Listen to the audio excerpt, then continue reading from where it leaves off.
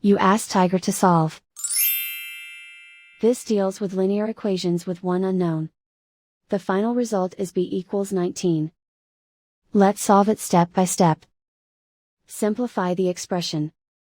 Expand the parentheses.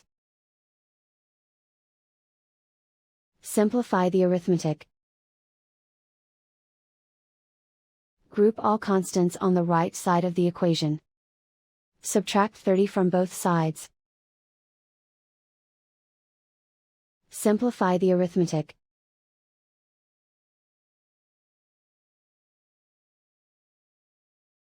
Isolate the b. Divide both sides by -2. Cancel out the negatives. Simplify the fraction.